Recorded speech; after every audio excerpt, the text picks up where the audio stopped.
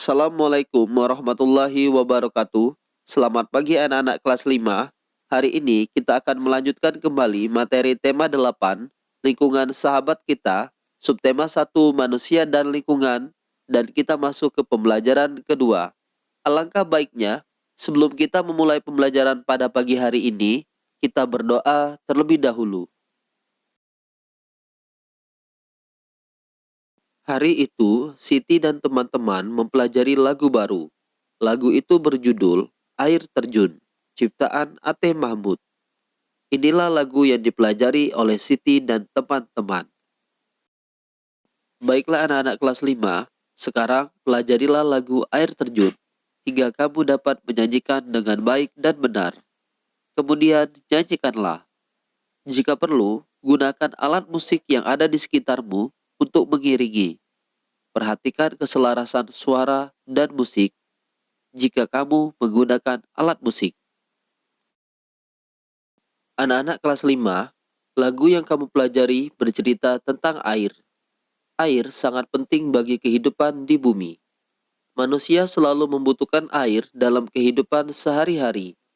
Kegunaan air antara lain untuk keperluan rumah tangga, pertanian, industri, dan untuk pembangkit listrik. Begitu besar kebutuhan manusia akan air. Kita bersyukur air senantiasa tersedia di bumi. Oleh karena itu, manusia seharusnya senantiasa bersyukur kepada Tuhan pencipta alam.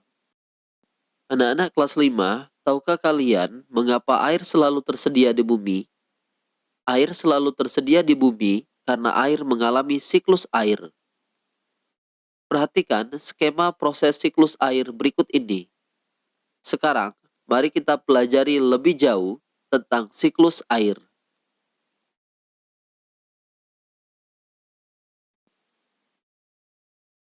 Siklus air merupakan sirkulasi atau perputaran air secara terus-menerus dari bumi ke atmosfer, lalu kembali ke bumi.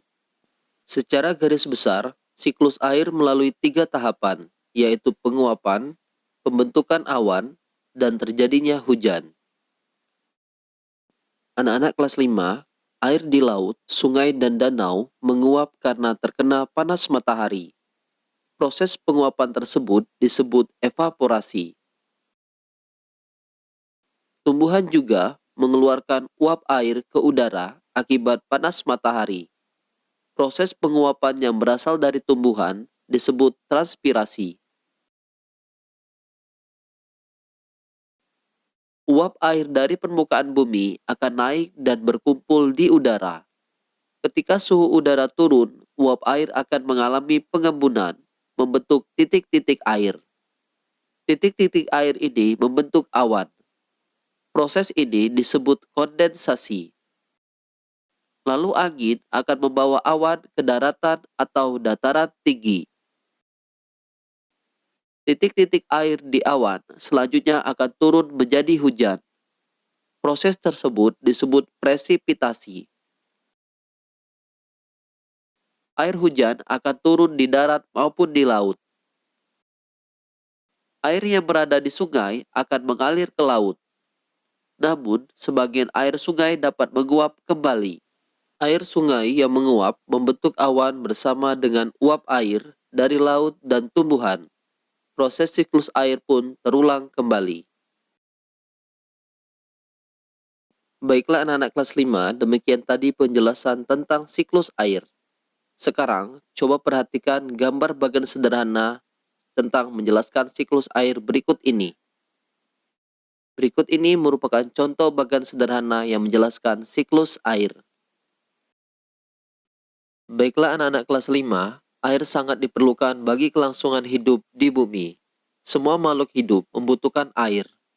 Banyak cara dilakukan untuk memenuhi kebutuhan akan air. Sekarang, mari kita baca cerita tentang air berikut ini. Semut dan beruang. Pada suatu hari, Barry si beruang melihat ke dalam mata air. Barry mengeluh, sepertinya air di mata air ini semakin sedikit saja. Pasti bangsa semut terlalu banyak mengambil air. Barry lalu menundukkan kepala, melihat ke tanah dengan teliti. Ia melihat seekor semut hitam berjalan membawa guci mungil di pundak. "Berhenti, semut!" teriaknya. "Aku tak akan membiarkanmu mengambil air di sumber airku lagi. Kamu sudah terlalu banyak mengambil air. Berhenti atau kucakar kau," ancam Berry beruang. Semut hitam kecil itu tidak memperhatikan teriakan Berry. Ia merangkak ke bawah beberapa helai daun kering. Ia terus berjalan menuju sumber mata air.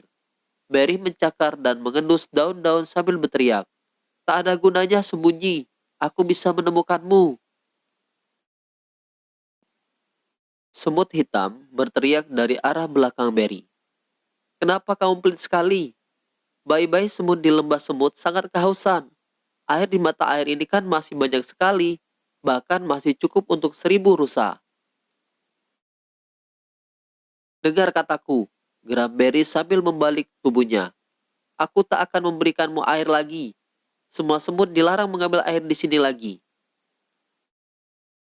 Semut hitam terdiam sebentar, lalu katanya, "Apa boleh buat kalau sudah memutuskan begitu? Tapi aku tetap akan mengambil air untuk bayi-bayi semut di lembah." Berry beruang sangat marah, namun semut hitam sudah menghilang lagi ke bawah daun-daun kering.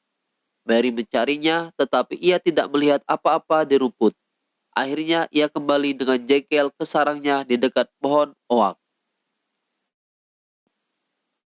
Semut-semut yang haus menunggu di lembah semut.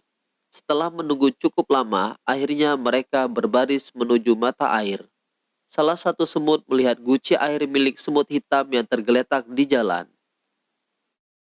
"Pasti semut hitam mendapat masalah. Lihatlah, ini gucinya." Tapi dia tidak tampak. Mereka memungut guci itu dan terus berjalan. Saat itu, seekor kelinci mengintip dari balik semak. Kelinci itu mengangkat telinganya dan berbisik, "Jangan pergi ke mata air itu. Pulanglah, kalian dalam bahaya." Berry sedang marah. Ia bilang air di mata airnya berkurang. Ia akan mencakar semut-semut yang berani mengambil air dari mata airnya. Akan tetapi, semut-semut itu tidak takut. "Mana beruang itu sekarang?" tanya mereka. "Ia sedang di rumahnya beristirahat," jawab kelinci. Semut-semut itu berbaris seperti tali sepatu di rumput. Mereka melihat seekor tupai duduk di pohon dan bertanya, "Apa kami sedang berjalan tepat ke arah sarang beruang?" "Ya, ya, ini memang jalan ke arah sarangnya," jawab tupai. "Tapi sebaiknya kalian balik ke rumah.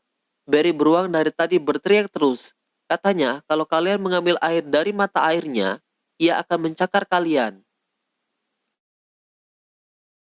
Akan tetapi, semut-semut itu tak mau kembali. Mereka terus berbaris seperti tali sepatu di tanah.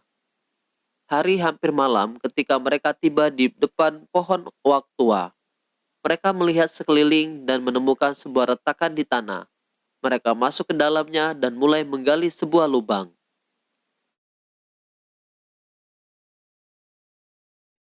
"Apa yang kalian lakukan? Kenapa kalian menggali?"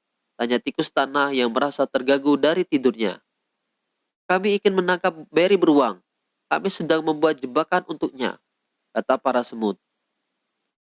"Bahaya sekali," seru tikus tanah. "Dia pasti sudah menangkap semut hitam saudara kami.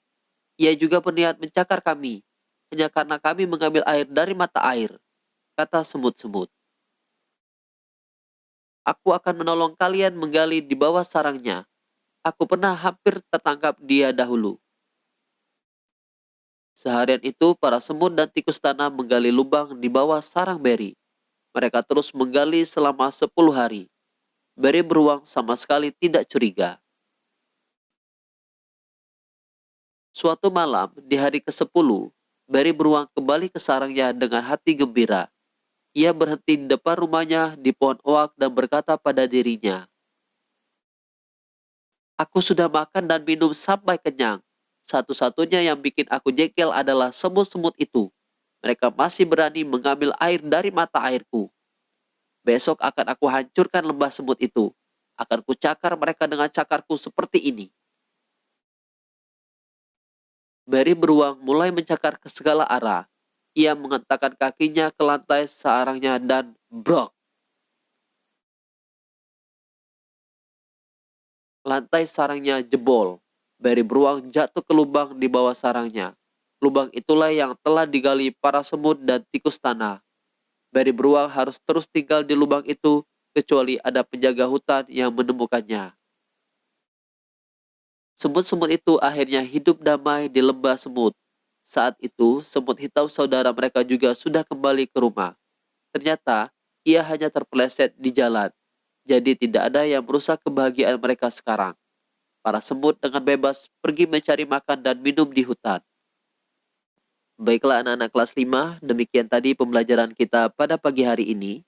Ingat pesan Bapak, 3M, menggunakan masker saat di luar rumah, mencuci tangan setelah bepergian, dan menjaga jarak di dalam keramaian. Bapak akhiri, Assalamualaikum warahmatullahi wabarakatuh. Selamat pagi.